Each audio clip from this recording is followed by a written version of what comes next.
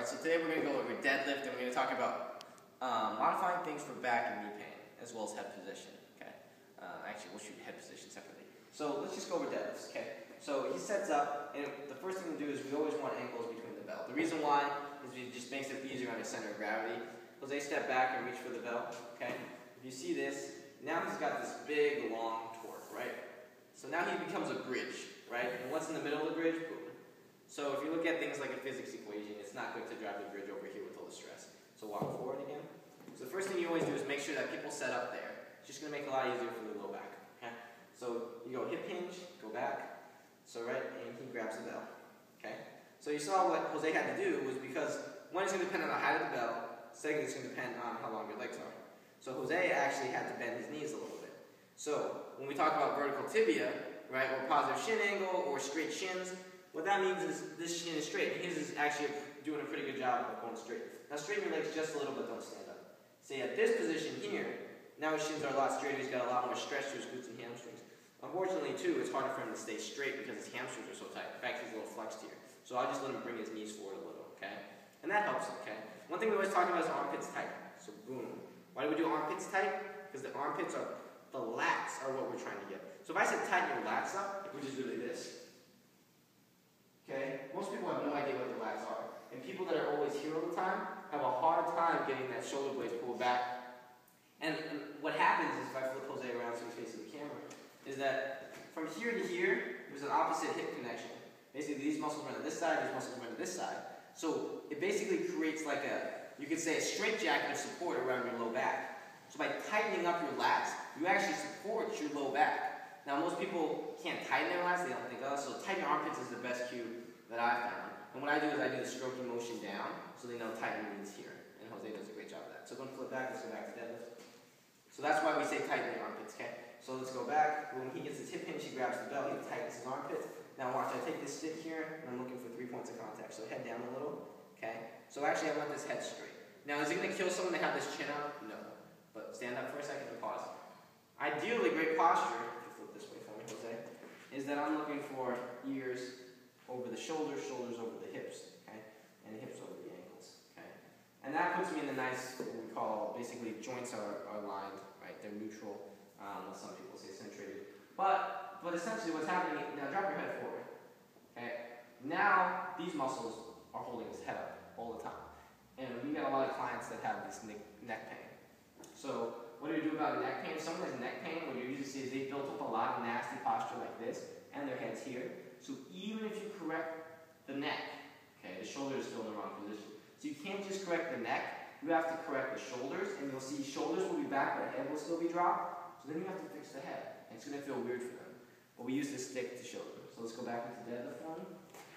So you don't, if you have extra time, coach the head position. It becomes essential to coach the head position if you know the client has neck pain. Then you have to focus on where are their shoulders, are they packed and down, and two, is the head in line? Because even if I pack back here, my head's still forward. I have to pack everything. So back into that deadlift position. So Jose is going to do a deadlift. Once again, I checked here, so he needs his head down a little bit more. Good.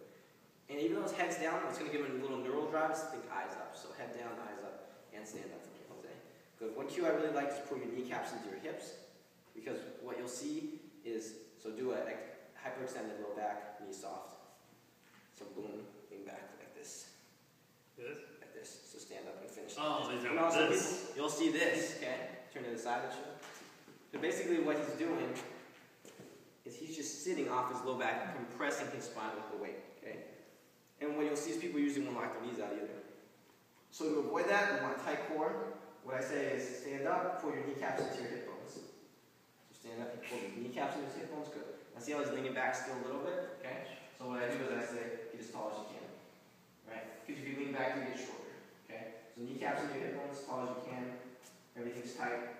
Test the abs, make sure they're tight too, good. Now just push straight back. Hips back, back, back. And like we say, reach for that door. Perfect. If I want his head down a little bit more, I will. He doesn't have any neck pain though, so I'm not going to overemphasize it. Okay. Now, let's say Jose, which he doesn't, has some issues here because his low back is too tight. Okay? So, or his hamstrings are too tight and his low back is getting too much play down here, which is really common with people with back pain. So what we have to do is get more motion at the knees to get Now, are you still deadlifting? Technically, you're still doing the same movement. Go do a couple reps, Jose. But is it really a squat? It's a little bit more of a squat, yeah, with the weight in front of you. But that's okay. But we're not here to make, but you actually see he's getting some movement here. So push your hips back nice and slow. Slow. Pause. Okay, then just bring your knees straight forward. Okay, and up. Good. Push your hips back as high as you can. Keep high, high, high. Good. He's not getting movement. He's good. Keep pushing. Keep pushing. Pause. Good. That's right. That's better. You see the difference? So come up again. Good. I said push back as far as you can.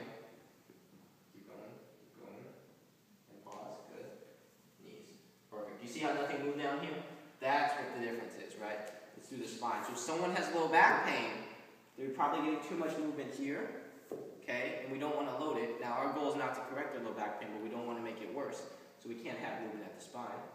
So he goes back, back, back, back, and knees, knees, knees.